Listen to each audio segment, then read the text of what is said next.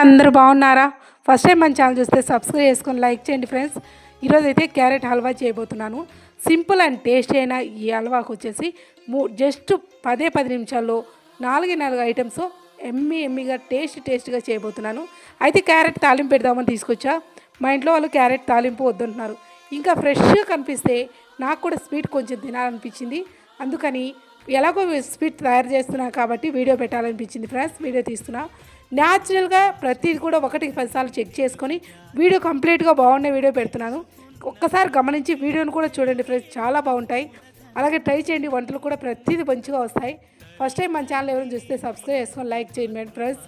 First అయితే క్యారెట్ని నీట్గా కట్ చేసుకొని పైనంతా తోలు తీసేసి ఇట్లా చిన్న ముక్కలుగా కట్ చేసుకోవాలి. కట్ చేస్తున్నాను. ఈ క్యారెట్ హల్వా అనేది చాలా ఎమ్మీగా ఉంటుంది. కేక్ అనేది ఫ్లప్పీగా ఉంటుంది అనమాట. చాలా స్మూత్గా ఉంటుంది. ఇది చిన్నపిల్లలు కానీ పెద్దవాళ్ళు కానీ ఎవరైనా బాగా ఇష్టంగా తినచ్చు. చాలా టేస్టీ ఉండే కేకు 10 నిమిషాలు తయారు చేసుకోవచ్చు. బయట కొన్నామంటే ఒక్కొక్క పీసు 10 రూపాయలు పడుతుంది. మనం ఇంట్లో చేసుకున్నామంటే మనం అందరం తినచ్చు. కొంచెం వాటర్ వేసుకొని క్యారెట్లన్నీ మంచిగా కట్ చేసుకొని బాగా కొంచెం వాటర్ యాడ్ చేసుకొని మంచిగా మిక్సీ పట్టేసుకోవాలి. ఎలా అంటే మంచిగా మనము వడగడితే ఫిల్టర్ అయ్యేంతగా మిక్సీ పట్టేసుకోవాలి. అలా పెట్టేసుకోవడం వల్ల ఏమవుతుందంటే మనం ఫిల్టర్ చేసేటప్పుడు వేస్ట్గా పోకోకుండా చాలా వరకు ఫిల్టర్ బాగా అయ్యి మనము జొల్లటి నుంచి దిగుతుందనమాట. కొంచెం గరిటె సహాయంతో అలా కలబెట్టుకుంటుంటే ఫిల్టర్ చేసేటప్పుడు తొక్కలేం పడుకోకుండా మంచిగా మనకు క్యారెట్ పాలు మాత్రమే, వాటర్లో కలిసిన క్యారెట్ మాత్రమే వచ్చేస్తుంది. ఇలా చేయడం వల్ల అప్పుడైతే జనరేషన్లో నుండి ఇలా మిక్సీ పట్టి డైరెక్ట్గా వేసేవాళ్ళం. అప్పుడు ఇంకా మిక్సీ లేని కాలంలో అయితే మా అమ్మమ్మ రోట్లో దంచి వేసేది. అట్లా గోధుమ పిండితో చేసేది. బట్ అప్పుడు టేస్ట్ బాగుండేది. ఇప్పుడు జనరేషన్ మారిపోయింది కదండి, అలా వేస్తే తినే పిల్లలు కూడా లేరు. అందుకని ఇప్పుడు ఇలా ఫాలో కావాల్సి వస్తుంది. అవి కొంచెం జొల్లు చేసుకొని జొల్లడి పట్టుకొని చూడండి ఇలా మంచిగా అలా తయారవుతాయి. మనము పాల మాదిరి తయారైపోతుంది. దాంట్లోకి వచ్చేసి 1 అరకప్పు కార్న్ఫ్లోర్ అండి. కార్న్ఫ్లోర్ తెలుసు కదా, మైదా పిండి తీసుకుంటున్నాను నేను. మైదా వేసి ఈ క్యారెట్ వాటర్లోనే మంచిగా ఉండలేం లేకోకుండా కలబెట్టేసుకోవాలి. ఉండ ఎక్కడ కనిపించకూడదండి. గరిటతోనే మంచిగా ఇలా కలబెడుతుంటే మంచిగా కలిసిపోతుంది తేలిగ్గా.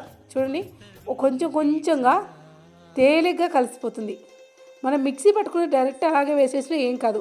కాకపోతే చెప్పాను కదా, ఇప్పుడు జనరేషన్ బాగుంది కాబట్టి తీసాను అనమాట.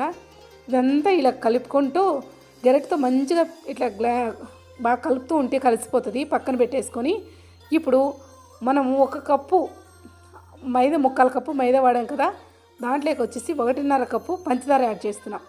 స్వీట్ అనేది కొంచెం స్వీట్గా ఉంటేనే బాగుంటుందండి. కొంచెం వాటర్ అంతా పోయాక పెనం మీద పంచదార పోస్తున్నా. 1.5 కప్పు పోస్తే టేస్ట్ అద్భుతంగా ఉంటుంది. కొలత కూడా కరెక్ట్గా ఉంటుంది. మనం ఏ కప్పుతో అయితే 3/4 కప్పు మనం మైదా తీసుకున్నామో దాంతోనే 1.5 కప్పు పంచదార తీసుకోవాలి.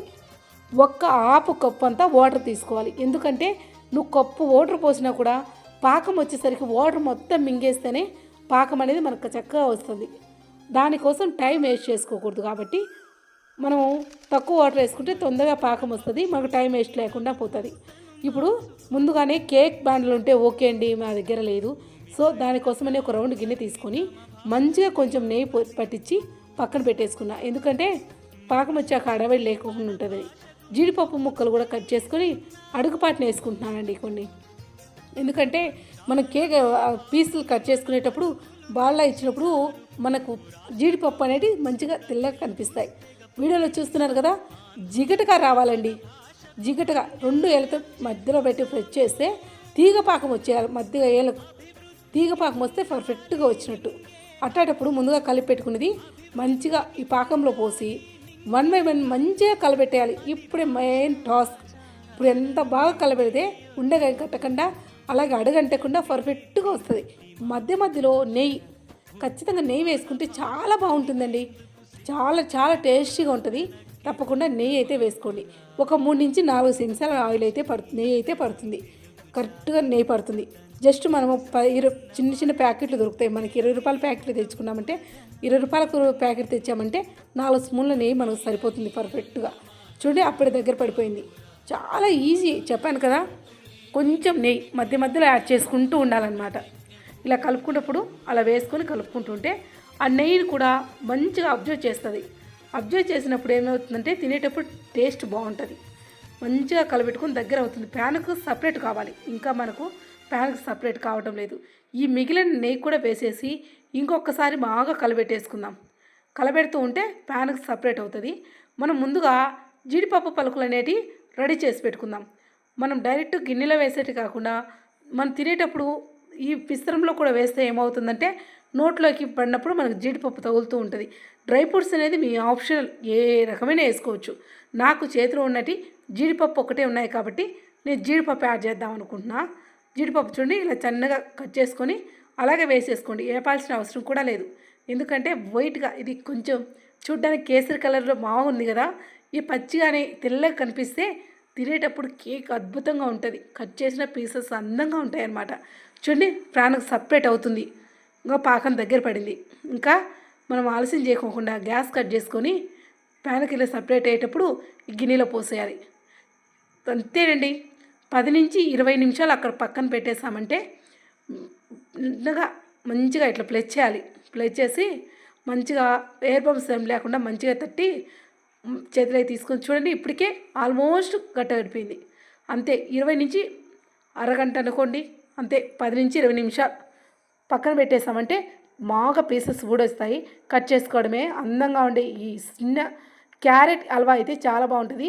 ఫస్ట్ టైం చూస్తుంటే సబ్స్క్రైబ్